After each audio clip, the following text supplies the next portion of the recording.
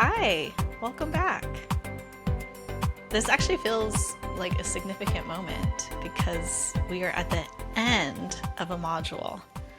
We have made it through. We have made it through all of the distress tolerance section. We've gone through a lot of content. Usually when I teach this skill, when we get to the end, I do like a formal review just because there's just so much here. So kudos to you for all your willingness and showing up, participating, and for all the people listening along. Welcome to the final skill of distress tolerance. Hey, hey. Hey, hey. So today our goal is to talk about radical acceptance, and we'll talk about mindfulness of thought also. And I have been catching myself. I have been saying that this is my favorite skill every time I teach a skill. Mindfulness of thought. If there's one skill that I wish every person could have and practice and just be familiar with, it's mindfulness of thought. So, without further ado, let's jump in. All right. Teach us your favorite skill. Again and Again, again. I love it. You see why they're all your favorite? It's like trying to pick a favorite kid. It's not possible. They're just, they're all just so unique in their own Yes. ways. So, for those people following along, if you want to look at a handout, we'll put up a graphic for that, and you can always reference this in the show notes. But we'll be on distress tolerance handout 11. And the flow through this module so far is we started with those short-term, more like kind of crisis-oriented survival skills. So things that we can use like in the moment, help us buy us some time. And then the radical acceptance and mindfulness of thought. So there's a bunch of skills within radical acceptance that we'll talk about, like different behavioral, practical things that you can do. And these are not meant to be short-term strategies. It's quite the opposite. Like this is a skill or a set of skills that we can come back to over and over and over and over again. Because if we could just say like, oh, I'm accepting of something and like, ta-da, be done with it. Like, wow, wouldn't that be something? Wouldn't that But be alas, something? that's not how it works. So it's a repetitive, like these are like an ongoing a skill set that we need to come back to sometimes many times within a day or an hour or a minute, and sometimes every so often when we need to. So, radical acceptance. So I'm thinking about this. The first question I usually get asked here is like, why is it called radical acceptance? Or like, what exactly are we talking about there? And the way we're framing this here is like what radical means is like just total and like complete openness to like the facts of reality as they are. So when we think about acceptance, like we're going to talk about acceptance of just the facts. So we're accepting things as they are. We're accepting our life as it is in this moment. And the radical part of that is being just like a complete and total openness to those facts. If that lands. Yeah. Yeah. Okay. Yeah. Because So, it reminds me of radical candor.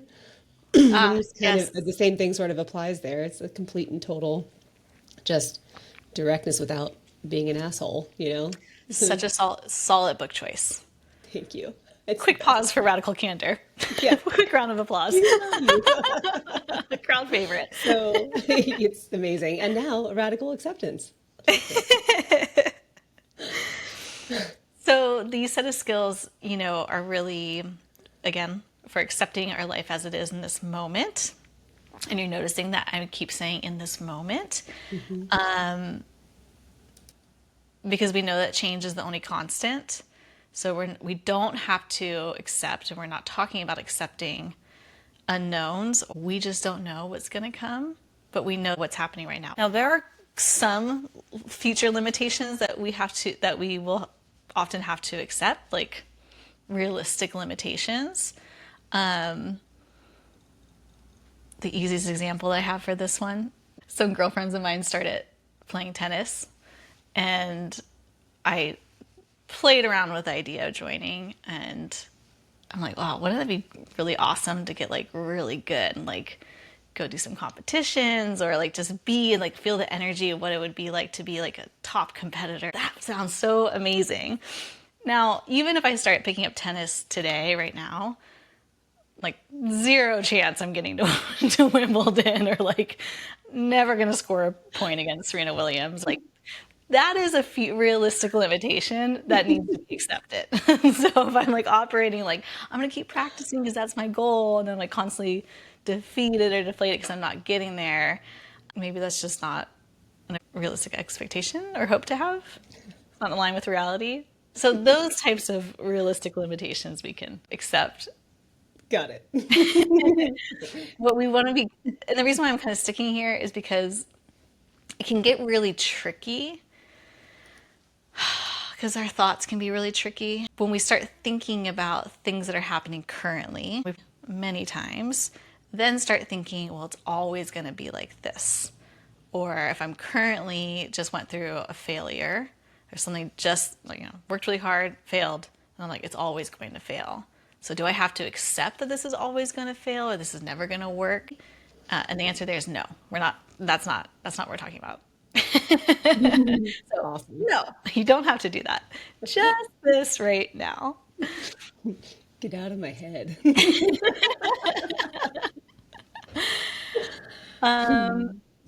So the another common question that comes here next, like why do we call this radical, is well, why? Like why is accepting reality a part of distress tolerance, and like why is this a skill set in general? There's lots of reasons. But the short answer here is one of the biggest places of suffering, especially from like a psychological standpoint, is when people fall in patterns of rejecting reality. So when I'm unhappy with how things are, and I'm just like, just shouldn't be this way, or that person should just be different, or that whole dance, that whole familiar dance that we all get into, it takes the pain that we're experiencing and amplifies it. So the pain of this moment, can that just be enough? Like, can we just let this be pain? And then applying acceptance to it means I'm seeing it for what it is. It's just pain in this moment.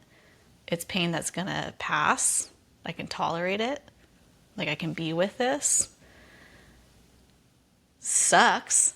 And it's here, right? It's here. It is what it is. Which is very different than that pain. Again, that pain showing up, we're kind of fighting against it, or we're rejecting it in some way, or we're trying to escape the feelings of the pain that's there. And so that is why this is a skill. So we're trying to reduce our suffering. And then as I just framed it, you heard me kind of use that verbiage of tolerating, being with it. So looking at the behaviors that we do that amplify our pain and make things worse, and then trying to do something different. So sometimes I hear the question, well, can't we just avoid pain? Like, well, can't we just get more skillful at like not doing the things that create pain?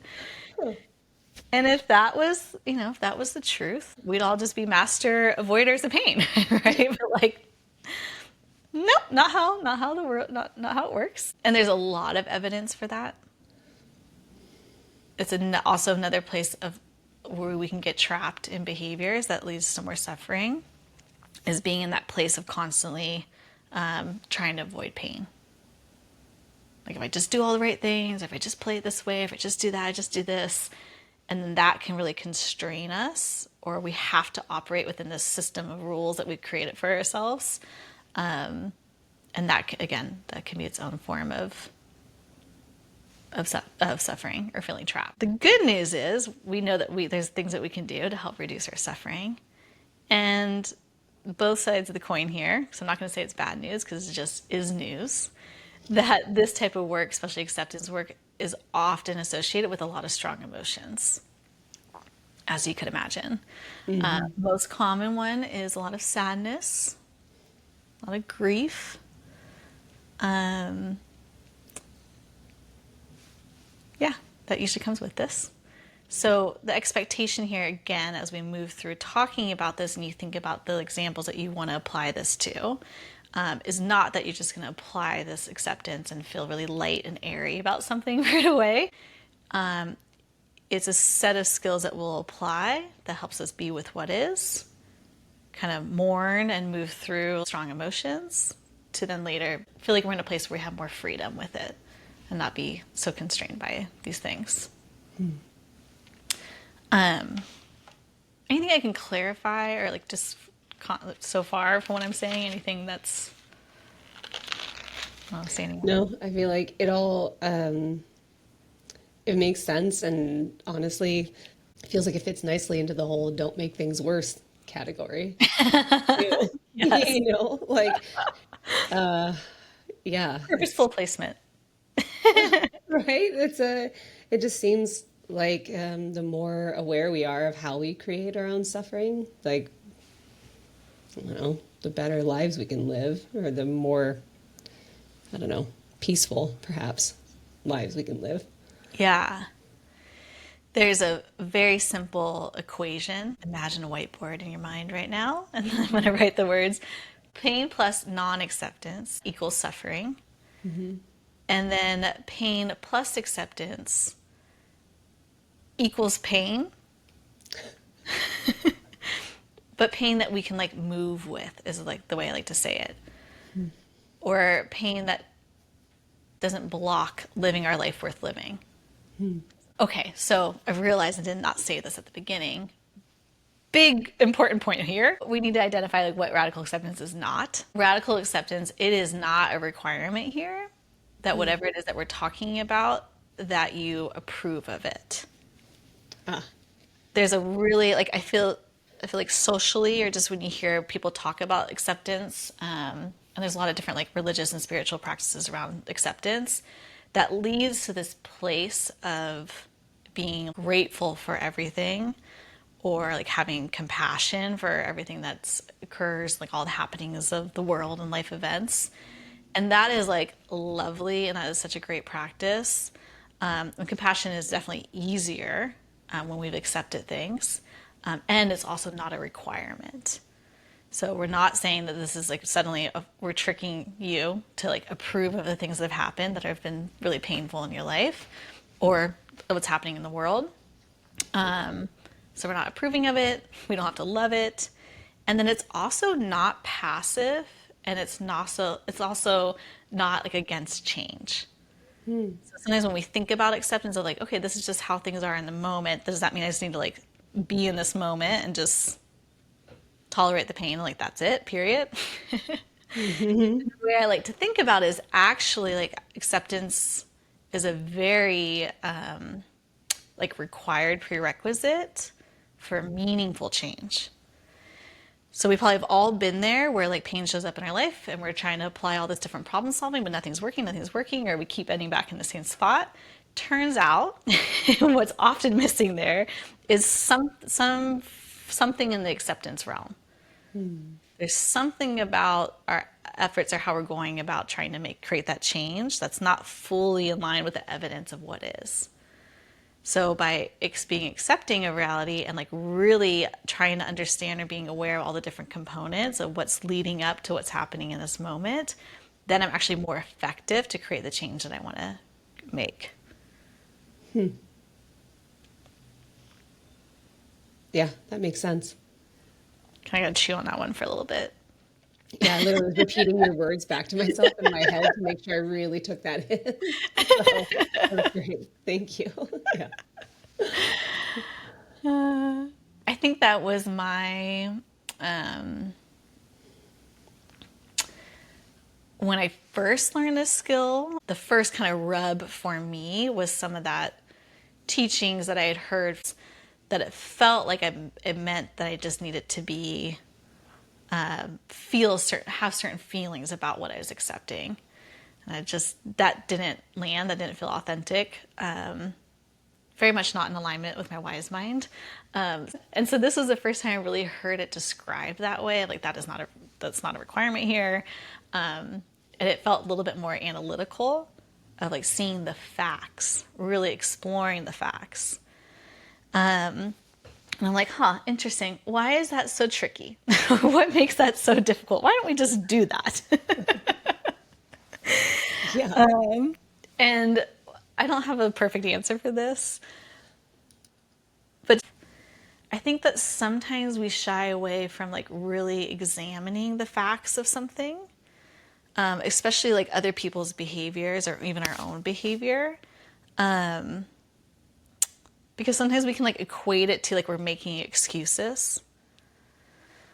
Like someone treats us wrong and we're like, well, that person's like really struggling with this thing, or that person has a trauma history or this, that.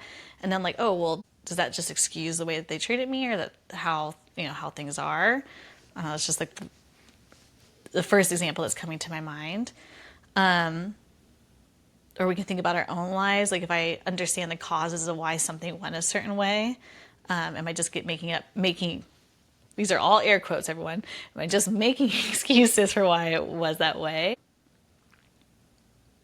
But again, I think that's just not true. And if we understand all those causes, we are then more able to be effective with them or be more skillful moving forward. Okay. We kind of know what radical acceptance is, why we're talking about it. What I love in this skill set is that they came up with like a little guide, like a step-by-step guide for radical acceptance. So I'm going to flow us through. I'm not going to speak to every point just because it can be pretty long, but we'll reference it again in show notes if people want to look at it or learn more. And this is just such a big topic. Think of today as like an introduction, like a jumping off point. And we can maybe do deeper dives in some of these concepts in the future. So essentially,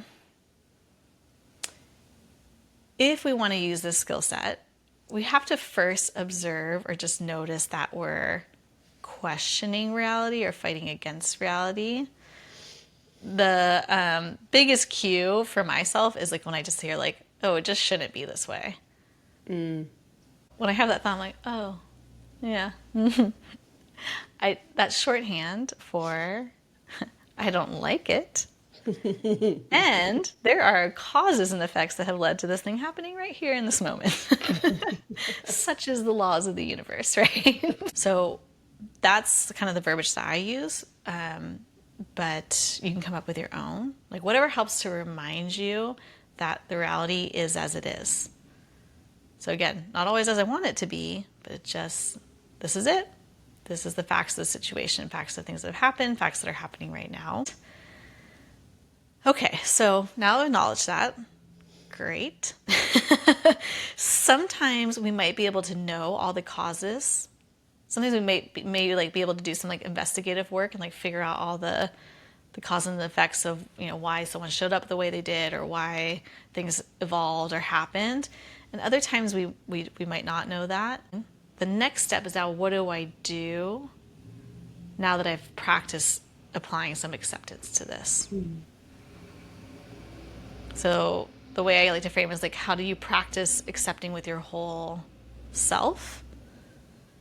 So that could be things like changing the way that you're talking to yourself. A lot of times it's changing your behavior. So what would I be doing differently if I was in full acceptance of this and choosing to participate with what is? Like what would I be doing differently? And then how do I get myself to do that? Some of the other skills that we talked about in distress tolerance, like sometimes like using like imagery or using prayer, or like relaxing actions. Sometimes we need to do those things too, a little bit of like surrender practice. And then we can also, we haven't gotten to this skill yet. This is coming in emotion regulation, but there's a skill called coping ahead, which is essentially carving out some time to think about, well, what's the threat or what's the worry about accepting this? Like what might happen? So if I was fully accepting of this person as they are, and I'm going to change my behaviors in response to that, like what's the threat? Like what would happen? And then asking ourselves that question, we can cope ahead of like, what skills would I need to help me tolerate or to be with that? It's a question that we can steer away from, like, oh, I just don't want to think about it, or I just don't want to go there. And the skill of coping ahead is like, no, go there. Think about it, and then think about being successful in it, or think about helping yourself through it. Because again, like this is a whole skill set around being able to tolerate and reminding yourselves that we have strengths and that we can be with pain and still move with it. Okay, so the next part of acceptance guide is to allow whatever shows up to show up. So allowing yourself to feel disappointment, or allowing yourself to feel sadness or grief if that comes. So I always like to ask people, like, how do you take care of yourself when you're sad? How can you apply some self-soothing? What do you need in times of grief? Is there any help that you can ask for? Or how can you like really make space for that instead of just trying to constantly get away from it or constantly not feel it? And then it's kind of like this, like reminding yourself that life is worth living even when there's pain, or that, like, again, like going back to your strengths, that you can tolerate this, you can be with this. And even sometimes you can do like a pros and cons. Like if you find yourself resisting practicing acceptance, like what's the pros of staying in this lane? Like say, I don't know, let's say you're feeling really bitter towards something. Like what's the pros of keeping that around, or keeping those behaviors around? What's the cons? And like keep coming back to it. Sometimes we need that little like analytical push to really see like, oh right, this feels like short-term relief, but it's actually long-term more pain, more distress, versus acceptance is more of like short-term distress, but we get that long-term relief. So after the sadness, after those like big emotions, there's usually a peace that comes from applying acceptance to things. And we can't bypass that part. We have to go through it. So there's a step-by-step guide of radical acceptance. And then the first skill embedded in this is the practice that we like to call is turning the mind. Essentially, if I had to break down this skill in very simple terms, is like acceptance requires some sort of choice. Or like I like to think of it as like a choice point. So imagine you come to a fork in the road and you have a choice, right? I can go down a path of acceptance, or I can go down a path of non-acceptance. Now, a lot of times we don't make a conscious choice like, oh, I'm choosing to go down non-acceptance. But something steers us in that direction. And so when we find ourselves rejecting reality, so again, maybe that's a feeling, maybe that's thoughts that we're having, how do we notice that, observe it, and then bring ourselves back to the acceptance path? So like how are you going to guide yourself back over there? And this requires having some type of why. So the way we teach it in skills training is we say, first observe that you're in non-acceptance, then make an internal commitment to like, bring yourself back to the acceptance. And essentially you do it over and over and over again. So you have a plan for kind of catching yourself and bringing yourself back. So sounds so simple on paper, even right now when I'm like just talking that through, like, oh yes, just do that thing.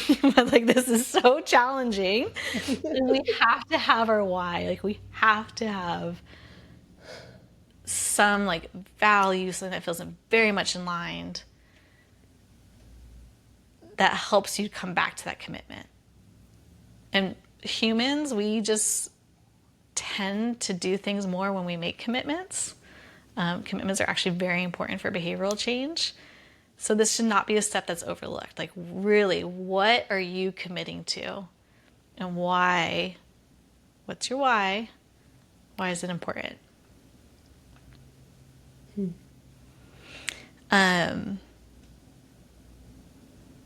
Okay, very simple example of this. Okay, like I don't know what everyone's emotional intensity is right now, but just like dialing it down a little bit in case this is starting to get intense. For example, if you've ever lost your keys or if you've ever misplaced your keys. Yeah. Good one. I'm going to keep it light. Okay. So, for example, the other morning, fortunately, this is a really common example. Just ask my husband. But I couldn't find my keys, right? And I have to leave. I'm getting the kids out of the house and I can't find my keys. So I look in all those spots. Look on the key hanger, turns out not there. Look in the drawer, sometimes I put them in, not there. Look over there, not there. And then I go look at the key hook, still not there. Go to the drawer, still not there. And at some point I'm like, okay, We are not accepting reality. The keys are not on that hook. Like, okay, girl, if you go back to the third time or fourth time, like you are just rejecting reality. So, okay, you caught yourself. Now I'm choosing to accept reality that the places that I've looked, they're not there. So what are alternatives? Mm. Okay. And then sometimes I start looking at alternatives and I find myself back at that top drawer like, oh, no, no. We've been there. We We've know been this. here.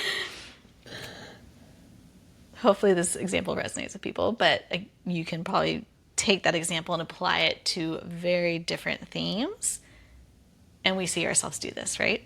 Mm-hmm. So hopefully you're catching some levity in my voice of how I talk to myself. Like, not again. Nope. Turns out still not there. Let's do something different. So that works for me. It's sometimes when I tell people to use that playful voice, they can like, oh, that feels like condescending or like a little invalidating. So if that voice doesn't work for you, you can full permission to do whatever works for you. But I like it, to me, like kind of breaks up this very seriousness of the moment of like, I cannot find my keys again, right? Yeah. And that's my plan when I catch myself. I like that, like kind of kind, playful, encouraging voice. So like, okay, let's come back to acceptance. So what's here in this moment? So sometimes like in a more emotionally heavy content, maybe I'm crying, maybe I let out some big sighs, maybe I go shake it out, maybe I go walk around the block. And then I come back to how I want to turn towards this moment and what I want to do. That's a really cool way of saying it. Sounds like it's like you're allowing yourself to like turn away from it for a second, go do what you got to do, and then turn back toward it, right? That's just like the Yeah, other skills we've been talking about. Of like it's temporary. It's for a short period of time. It's not forever. yeah, Hmm. exactly. Um, and what I just described, so this whole concept of turning the mind, is an example, or it's something that requires willingness. Like I have to be willing to do that. So willfulness would be, no, maybe it is in the top drawer. I'm going back and I'm looking again. Like doubling down on the behavior because, comma, damn it, right? Like, no, I would. That's willfulness. Yeah. So, willingness is doing just what is needed in each situation, like wholeheartedly with your whole self. And so sometimes when I teach this, people, well, okay, so what is willingness, or how do we like cultivate it, or how do we do that? The easiest inroad is just to think about how willfulness shows up for you, because typically everyone can identify that where they're willful. And another word you could use here is like stubborn almost. Yeah, Yeah. stubborn, In case willful, willful's not righteous. landing. Yeah. Yeah. Yeah. Um, so if you can think about willfulness, stubborn, righteous, holding a grudge, all those things. Um, so I know what's needed and I'm refusing to do it anyways. Hmm. Or I'm just not willing to do it. Right? That's willfulness. So willingness is the opposite. And and again, another easy example I like to give for this one. Hear me out on this metaphor. Life is like hitting baseballs. Oh, wasn't expecting that plot twist. Life is like hitting baseballs and I'm pretty sure this comes directly from the skills training manual, because I don't think I would have created that one on my own. But I've just said it, I've taught it like this so many times, like over the years. Life is like hitting a baseball, or baseballs coming out of a pitching machine. So, for anyone who's unfamiliar with what that looks like, there's a machine. Balls are just going to keep coming to the batter. And then think about the batter. So you're the batter in this scenario. Your job is to just do the best that you can. So play as skillfully as possible. So you're actively participating in the reality that these balls are just going to keep coming. hmm. So willingness is saying, okay, life is just going to keep throwing me baseballs. And then I just have to keep stepping up to the plate and I'm going to try to develop my skills. I'm going to try to hit it better. If my goal is to hit it over there versus hit it over there, like what's the techniques that I need? All of that is like willingness to show up and participate fully with it. Yeah. Now, willfulness would be like the balls keep coming and you're like, they shouldn't be coming, or just stop coming. Or if I just tell it to stop doing its thing, it's just going to stop doing its thing. It's like, no, that doesn't work, right? I love this analogy too, because I actually was at a batting cage recently. And even with that little pitching arm, the balls are inconsistent. So it's just kind of like life. It's very true. It's not always throwing strikes that you can just wail on and knock in that hole that you spotted out in, center field or whatever. Like sometimes those things to try to take your head off. There's pitches, right? Some are programmed to do different pitches, right? But it feels appropriate for analogy for life. Yeah. Okay, so there's a step-by-step guide for willingness, of course. Essentially, we just have to observe the willfulness, catch it, accept that that's happening in this moment.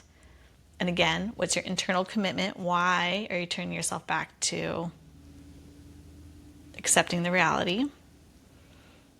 And then part of that practice, part of turning the mind, is using our whole bodies to help be accepting of what is. So there are two skills here. One's called the half smile, and one's called having a willing posture, or having using willing hands.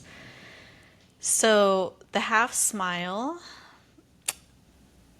the clearest example of this is to think of the Mona Lisa.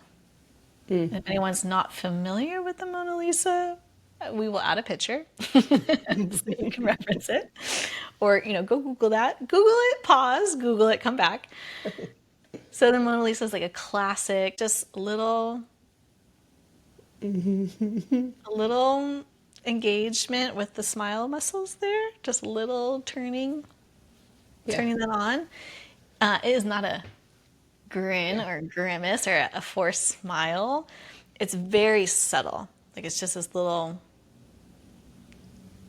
and I remember when I learned this skill, I was like, that is the dumbest thing I've ever heard. I'm not doing that. All the listeners out there, plot twist. I've watched this girl do this a lot.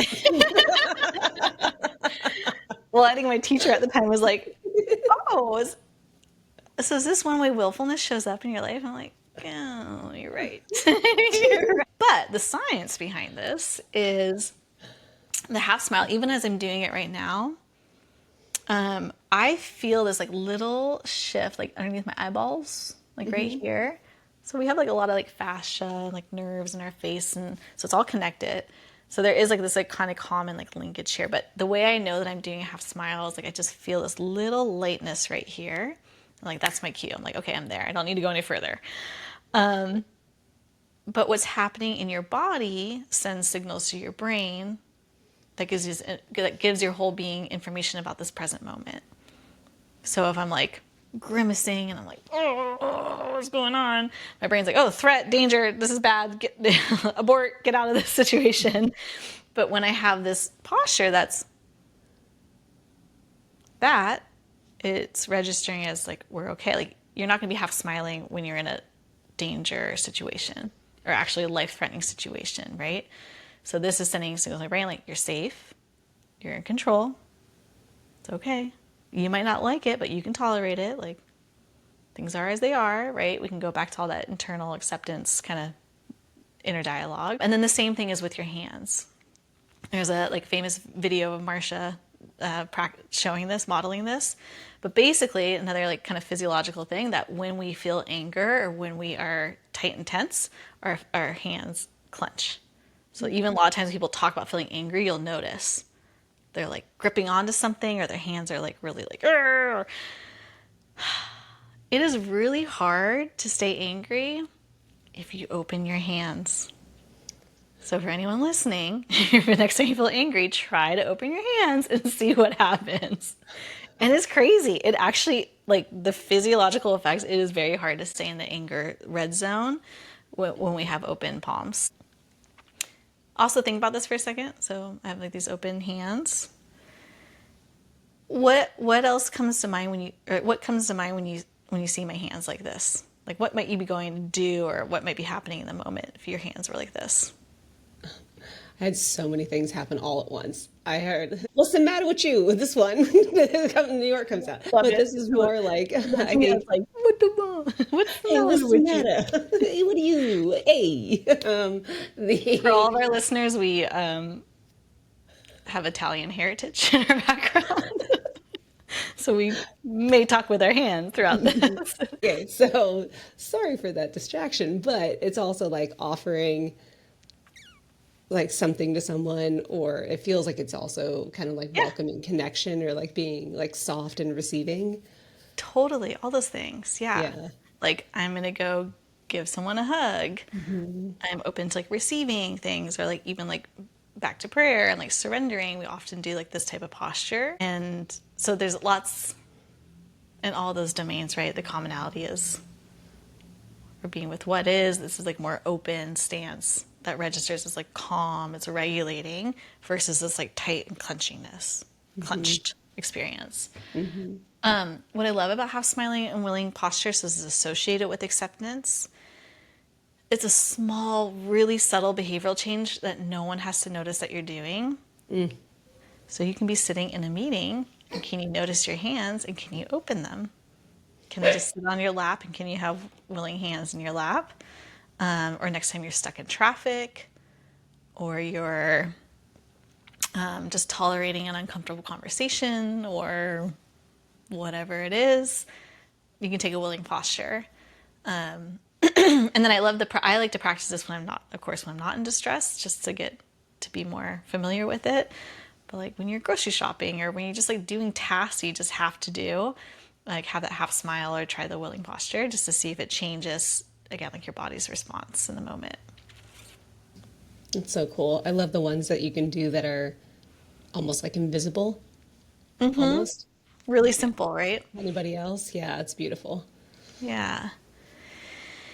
And then for if we feel like really stuck in willfulness, we can go back to that question of like, what's the threat?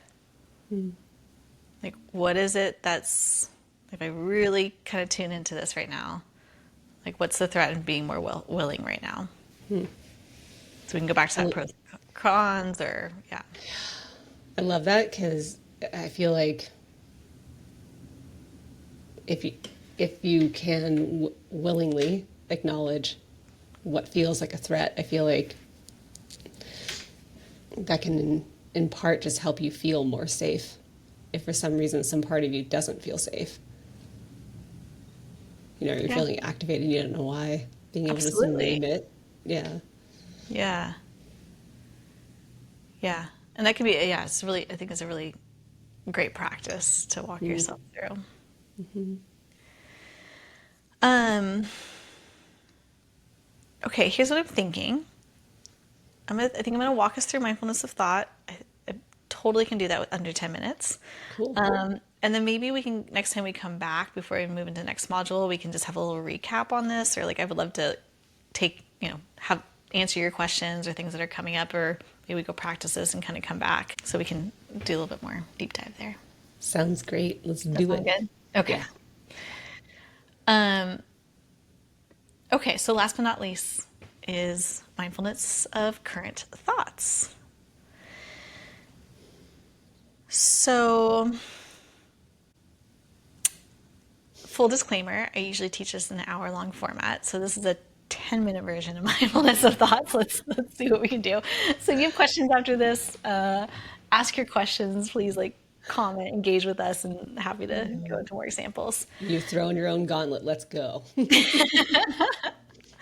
But the shortest, most condensed way of saying the skill is just like it sounds, mindfulness of current thoughts. We're applying mindfulness. So we're observing our thoughts.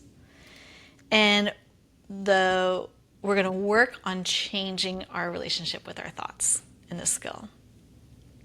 So a lot of us are very attached to the belief that our thoughts are facts, or that all of our thoughts are facts. about reality? Uh-huh. Uh-huh. What, Meredith? No, my thoughts are facts. Okay, so question I like to pose here is how many thoughts do you think you have a day? 100,000? I don't know. Great, yeah, yeah. I love asking that question because it has such a range of answers. So it's whatever just popped into your mind is valid, and there's usually, again, a range. So let's just go with that. Let's just say, and if anyone tells you they know how many thoughts someone has a day, that's lie. That's just inaccurate. There's just no way of fully knowing, right? There's no way. But let's just go with, let's just say you have 100,000 thoughts a day. There's just no way that all 100,000 thoughts are all genuine facts that would hold up in court about the world, or like evidence-based facts, right? So just from like a probability standpoint, some are facts, absolutely. And if we think about what thoughts are, they're just temporary firing sensations of the mind that come and go. And that's it. That's what thoughts are. And like, how cool that we can experience thoughts, right? Something happens and then whoa, this thought just popped into my mind. And a lot of the suffering and the pain that comes with thoughts is, again, believing that they're all facts or believing the meaning that we attach to them. So I'm having this weird thought like, oh my gosh, something's wrong with me. This shouldn't be happening. Like, that creates more suffering, right? That creates more pain. And fun fact, if everyone just shared their weird thoughts, like they would no longer be weird, they'd just be thoughts. Yeah. Right? Like if everyone just talked about them out loud, like, oh yeah, I had that thought too. Like, Love that. truths that I've learned from inside the therapy room. So ways to practice this. So first we can just observe our thoughts. So if you've never done this before, try it on. Such a cool activity to just sit there and observe your thoughts. Try to track them in some way. So people can like write them out on paper. You can use some imagery. Like a really traditional one is to imagine you're looking up at the sky and there's clouds coming by, and each cloud that passes, you put the thought on the cloud and you watch the cloud go by. That's typically such a slow tempo for me that's not quick enough. So Yeah. another one that you can swap it out is imagining a train passing by, like you're on top of a hill, and each train car that goes by, you're gonna put a thought on it and watch it pass. So choose your tempo and your imagery that works. So in some way, shape, or form, can you start observing your thoughts?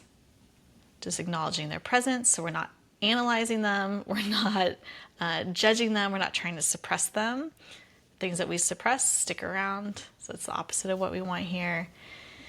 And then another practice here is just practicing willingness to have your thoughts. Like, I'm just noticing these thoughts. Can I be curious about them? Like, oh, where did that thought come from? Or, oh, geez, would you look at that? That thought's back today. So can we observe them, not evaluate them? And the idea is like as we practice this over and over and over again, it just allows this like natural flow of our thought to come and go, and to see our beliefs and our assumptions kind of rise and fall. And again, not be tied toward acting on all of them. And that is another way that we get this sense of freedom, that we find more freedom from suffering. Make sense? Yeah. Yeah. Okay. For something you normally teach in an hour, to squeeze that in, that was impressive. I know. I was just thinking, like, well, what are the key things that I want to say? Way to bottom line it, girl. That's impressive. Okay, I'm going to try to leave on a practice. There's actually a ton of practices in the handout, so that'll be a good thing for us to reference here so people can look at that. So there's lots of different techniques, and this comes from, this comes from ACT, a lot of these practices, which is acceptance and commitment therapy.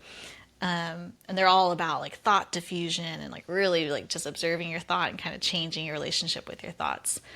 And so a thought diffusion technique is we purposely do something different to just change the way the thoughts are registering with you. So for example, let's say you're having some thought about yourself, like, oh, you're like just this terrible person, like you blew up at your coworker again, like you did it again, like you're the worst. So I'm having these thoughts. So one practice is just to do that and saying, I'm noticing the thought that I'm a terrible person. Registers and lands very differently than I am a terrible person, period. Right? So if you could take one practice from today, I'm noticing the thought. I'm noticing the thought they don't care about me. I'm noticing the thought I'm not important. I'm noticing what blah, blah, blah, blah, blah, blah, blah. So that's really powerful. You can change the tempo of your thoughts. So I personally really like the broadcaster voice. Oh, breaking news. So imagine the nightly news and a little ticker going by. Like, breaking news, Meredith is a terrible person. This just in. She yelled at her coworker again. She is terrible. Like, look at her face, right? Like, okay, so even just me, I can't even do it without laughing because there's something about that imagery and that tone that, again, just kind of breaks up the feeling that that thought can create. You can do it the other way. You can speed it up and do it over and over and over and over and over again. Here's a terrible person, and eventually it just goes like it does that, and that's what we want. Like it just becomes ridiculous, and that ridiculousness is different than whatever that feeling was that first showed up when that thought landed. So this is a great one to practice with any kind of recurring, challenging thought that comes up. That's really cool. My therapist did this one where she was like, at one time she just like observed it and she was like, oh, it sounds like judgment's just really high for you right now. Or it sounds like your self-doubt's super high right now. I was like, huh, you're right. And I've been kind of practicing that with myself, like, oh, sounds like anger. It's like just really high for me right now. Or disappointment. It's like there's a lot of Yeah. it right now. Okay. Yeah, and even that, oh, look at those anger thoughts. Yep. Whoa, would you look at Watch that? him go. Watch them go. Yes. Yeah. It's a great practice. I'm excited to try this. So we will end on that. We'll pause there. So yeah, lots of practices. We'll reference in the show notes. Please go practice, ask questions, apply this everywhere. And we'll see y'all next time. Thanks so much for joining us today. We're so glad you're here. If you like this episode, please rate, share, or subscribe on your favorite podcast app. Check us out on social at The Skills Podcast or On Point Practice, and check out our website at theonpointpractice.com. Until next time.